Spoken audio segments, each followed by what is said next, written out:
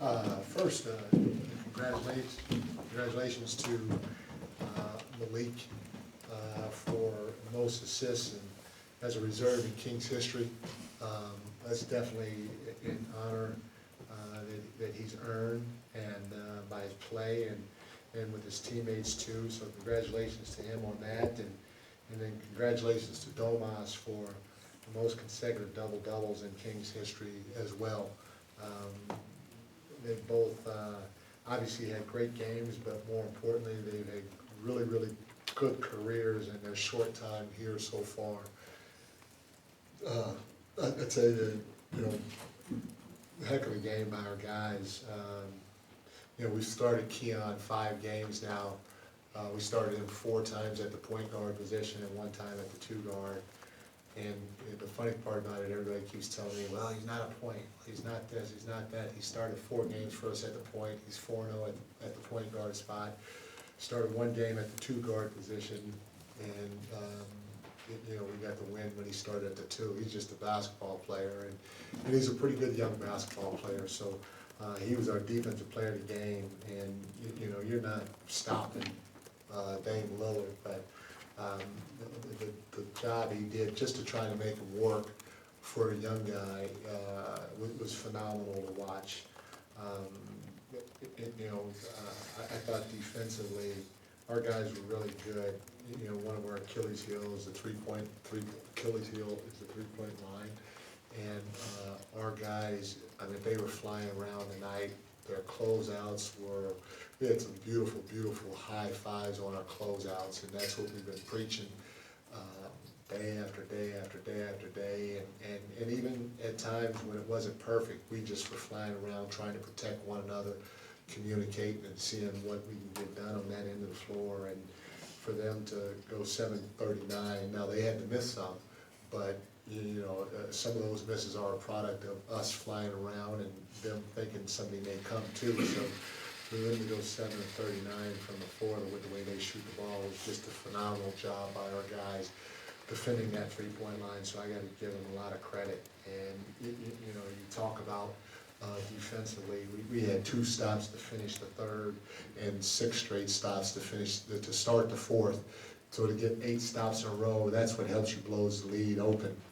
And then again, 12 points in the paint in the second half. Our guys did a good job of protecting the 3-point line and also trying to protect the paint. But it's a telltale sign when we're active. I think we had 21 deflections tonight. That shows our activity.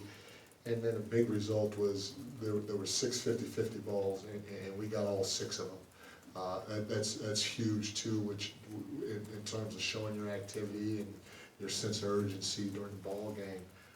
But in our last game, we couldn't throw the ball in the ocean, and that's part of it. Tonight it was a little easier because we sprayed the basketball. We've been averaging 11 sprays a game the last 3 or 4 games, and we've been talking to our guys, showing them film, talking to them, showing them film, and that spray is open because we have some talented guys that can test the paint, and we were 10 for 20 tonight when it came to sprays. And you shoot 10 for 20 from the 3-point line, as we know, that's a good percentage, but 20 of those attempts came from, just like you guys, when you guys are young and you're shooting and somebody's standing underneath the hoop and passing it out to you, your feet are set, it's like you're playing horse. Those are probably the easiest shots from the 3-point line in the game of basketball. And so to have 20 sprays and go 10 for 20 was huge for us on the offensive end of the floor, as well as getting out in transition and playing at a pace that we're capable of against a really good team, scoring 18 fast break points. Even though we shot 53% from the floor, our guys were very active on the offensive glass, at least converting the ones that we had into points, so that was good to see too. Mike, you might have touched on this already a little bit in that mix, but Milwaukee, I think, got as close as 14 in the 3rd quarter, making a little bit of a push, trying to make a game. Your team responds. You mentioned the 2 possessions at the end of the 3rd and the 4 or 6 possessions at the start of the 4th. But what specifically did you see from the team that how they answered that push when Milwaukee had an opportunity to try and make a game of it in the second half? I tell you, our defensive intensity, our sense of urgency on that end of the floor, it was really good. We mixed in zone and man throughout most of the night. Our guys were really, really receptive in terms of getting to a zone on the fly, and which is huge because it can be chaotic at times, especially as fast as we play. But, you know, again, I really think, you know, if we continue to play the right way offensively, which we've done for the most part, especially since All-Star break, minus Houston, you know, we're gonna give ourselves a chance to score a lot of points. What we have to do is we have to buckle down and stop their runs, and get stops defensively, because when we do, especially as active as we were in that second half, now we're getting out in transition, and we're turning our defense into easy offensive points. And I thought our guys were really good at that when they went on a run and we responded back with a run on our own. I mean, you could feel the crowd into it, you could feel our guys defensively, and you can sure as hell feel them once we got that ball, us getting out and running, whether it was off a deflection or off of a defensive rebound.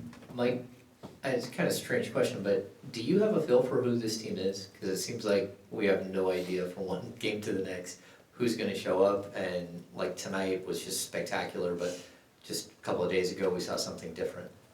Yeah, you know, again, I felt that, you know, our offense was a product of our defense. We got a lot of opportunities out in transition before their defense was set. We were getting it off the rim and going, we were throwing it ahead and knocking down threes. On top of that, I really believe that we're a team that's more than capable of touching that paint and spraying the basketball, and we did that tonight. We're the #1 passing team in the league, you know, and so for us to continue to find ways to get easy threes is paramount. Whether we have to be able to do that, because we're not going to sit here and dribble 15 times and try to break you down every time down the floor with one guy. And so I just think we're a team right now that has a chance to be really good, but is going through some ups and downs, in my opinion, like any inexperienced team in the position that we're in. I mean, we're trying to play this game with some expectations as a group that we're not used to having overall. And, you know, it's gonna call us for some ups, it's gonna call us for some downs, and the one thing that you hope is everybody continues to stay together. But while staying together, we each hold each other accountable. And, you know, as long as you feel like you're making strides, especially towards the end of the season, going into playoff time, for me personally, I don't like it, I don't want it to happen, but I can live with some inconsistencies throughout the course of the year, especially where we are as a group when you're looking at the individuals on this roster, which is not a ton of experience in the position that we're in right now. Mike, this obviously predates you, but 15 straight losses to the Bucks, and earlier in the season you had an overtime game, 1-point game, and here you are playing the way you did tonight. I'm just wondering if this team felt like they had to get up for a game like this, and when you talked about having Keegan gone and then you lose Trey, did that kind of bring something out of this team at all? Maybe. I mean, you know, you'd have to ask each individual guy. Obviously, I just think, you know, we have a group that's faced some injuries, and especially early on, you know, we didn't do a great job with it, but as the season has gone along, you know, having key guys out and reserves step in, you know, on big occasions has been something that we've been able to do. Guys are just finding a way. They're not trying to come in the game and do too much, and they're contributing however and whenever they can. And so I felt it was that more than anything else. Again, you know, we talked about some of the things that we didn't do well against Houston, one of them being spraying the basketball.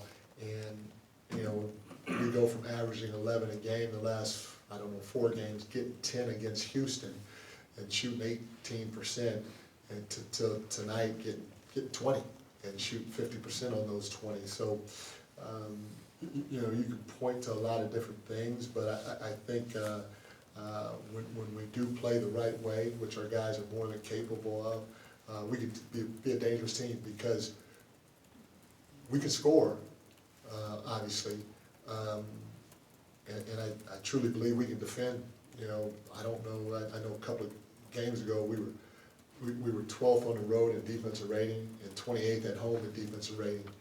So that tells me through 60 games, if you're 12th on the road in defensive rating, you can defend. And tonight, I thought we brought it on both sides of the ball the right way. Keon seems like he's always getting deflections on and off ball. How important has that been to this group? And is there anybody from years prior that he reminds you of, like playing defense? So, Man, that's a great question. I would have to think about that question. But he's got an uncanny ability to defend the pick and roll, to be a great weak side help defender, strong side help defender. He's really elusive and really quick back to the ball. And what people don't realize is how long his arms are, and then he's got a motor where he just keeps pursuing,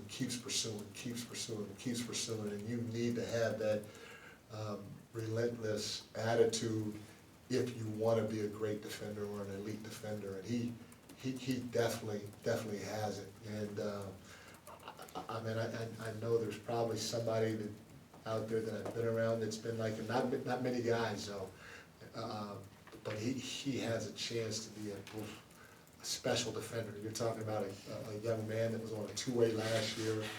I don't think he got drafted. He's on a two-way last year, and I said this before. I've been playing him, yanking him back, playing him, yanking him back, playing him, yanking him back, and he's just stayed ready, and he's been as steady as he can be. And so I'm happy for him. I'm happy that he's stepping up. I'm happy we rewarded him with a regular contract, and he's showing that he's more than worth what we gave him. Coach, as you've pointed out, the offense has been very productive since the All-Star break. Yeah. But I noticed this is the first time in, I think, 12 games that you've gotten up 40 threes. How important is it for you to be near that number? And does that also speak, again, to the importance not only of the number of threes, but the quality of spray threes that your offense is producing? You said it right there. We're not coming off a pick and roll and shooting a three. We're not dancing with it and shooting a three.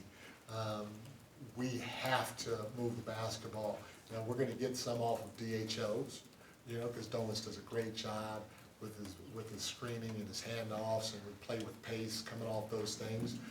But you're not gonna be able to get a lot if people know you play the DHO game, because see how teams, they're physical with us. They're slapping down at the ball, hitting our bodies, all that other stuff when we're coming off DHOs. So the one thing that we have to do, they know Foxy can get to the paint, they know Domas catches the ball in the pocket, they know Malik can get to the paint, Davion and other guys have done it too.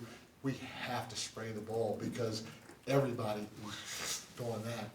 And so what you said is 100% accurate. We were able to get up more threes tonight because we sprayed the ball, and that was one of the biggest things that I mentioned is our 20 sprays. If that's what we want every game, are we gonna get 20 sprays? Probably not, but if we can get close to it, great. Are we gonna go 10 for 20 every time?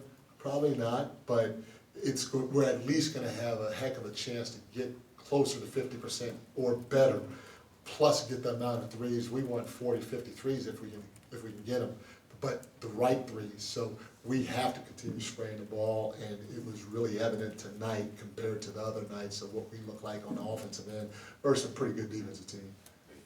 Hey Mike, you mentioned that you guys are 5-0 with Keon Ellis in the starting lineup, and it feels like a lot of what he brings is pretty sustainable. Is that a change you've considered making permanent? No, I think, Keon, we can get him on the floor at any time. I think, our starters have done a great job for most of the year. And I just have to keep trying to find opportunities to get him on the floor for longer stretches. Thanks, everyone. Thank you, guys.